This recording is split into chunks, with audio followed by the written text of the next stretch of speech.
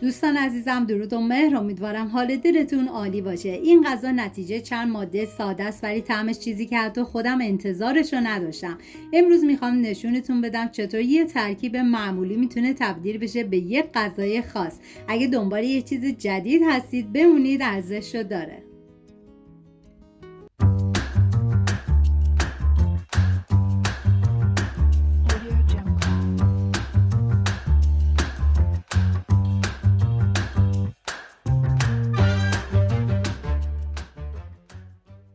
نیاز به 350 گرم دل مرغ داریم که من پاک کردم و بعد از اون شستم. این غذا برای 5 نفر در نظر گرفته شده. شما بر اساس تعداد نفرات باید مواد کم یا زیاد کنید.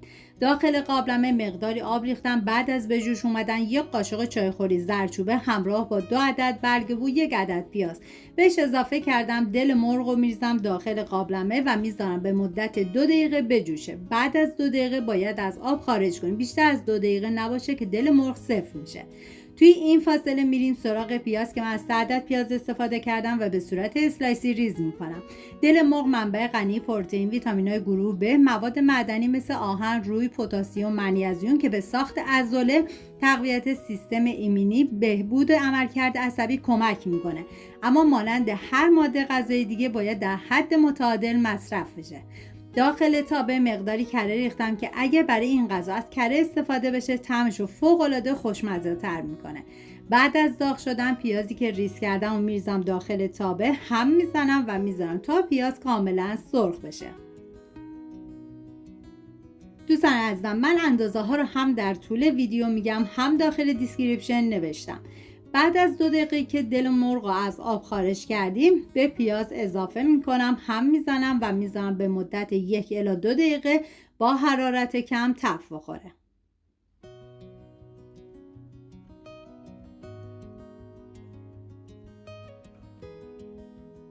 4 حب سیر رو با دنده ریز رنده میکنم. سعی کنید که حتما از سیر تازه استفاده کنید. پودر سیر رو جایگزین نکنید چون سیر تازه عطر و طعم این غذا رو فوق العاده خوشمزه تر میکنه. و بعد از اینکه سیر رو رنده کردیم به بقیه مواد اضافه میکنم و هم میزنم و میذارم تا سیر یه تفت مختصری بخوره.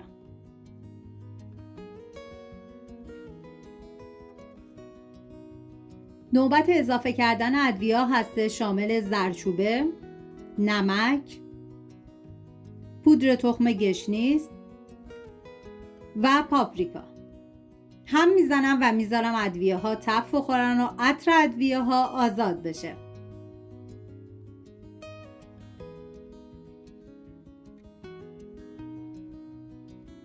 یک قاشق غذاخوری سرپر رب گوجه فرنگی رو میریزم داخل تابه و هم میذارم رب تف بخوره و رب رنگ خودش رو باز کنه.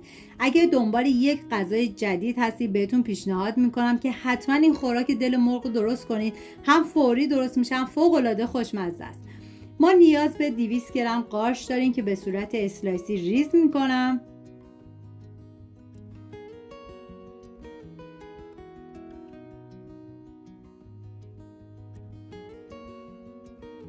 و به بقیه مواد اضافه میکنم. هم میزنم تا قارچ با بقیه مواد مخلوط بشه. واقعا من هرچه از عطر و طعم و خوشمزگی این غذا بگم کمه. باید خودتون دست به کار بشین و حتما درست کنین. مطمئنم هر کم بخوره عاشقش میشه. ما نیاز به فلفل دلمه‌ای داریم که من از 2 تار نصفی استفاده کردم. شما حتی میتونید از 1 فلفل دلمه‌ای استفاده کنید. من چون طعم فلفل دلمه‌ای رو تو این خوراک خیلی دوست دارم، برای همین از مقدار بیشتری استفاده کردم. بعد از ریز کردم به بقیه مواد اضافه میکنم. هم میزنم تا همه مواد با همدیگه مخلوط بشن. واقعا یه ترکیب عالی و فوق العاده خوشمزه.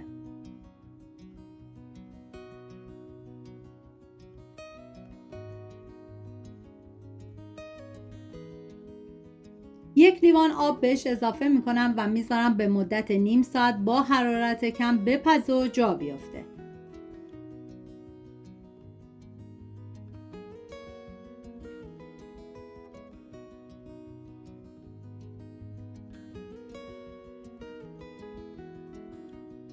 و بعد از اینکه این خوراک کاملا پخت و آماده شد 5 دقیقه آخر چاشنی اصلی این غذا رو بهش اضافه میکنیم که من از 1 عدد نارنج تازه استفاده کردم، آبش رو گرفتم. شما اگه نارنج در دسترس نداشتید میتونید از آب لیمو ترش تازه هم استفاده کنید. هم میزنم و میذارم 5 دقیقه دیگه مزه کاملا به خورده هم برن.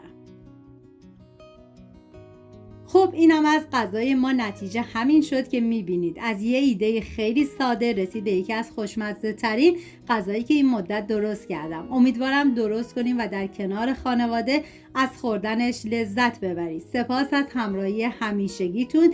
تا ویدیوی بعدی مراقب خودتون و خوبیهاتون باشید. تا درودی دیگر، بدرود.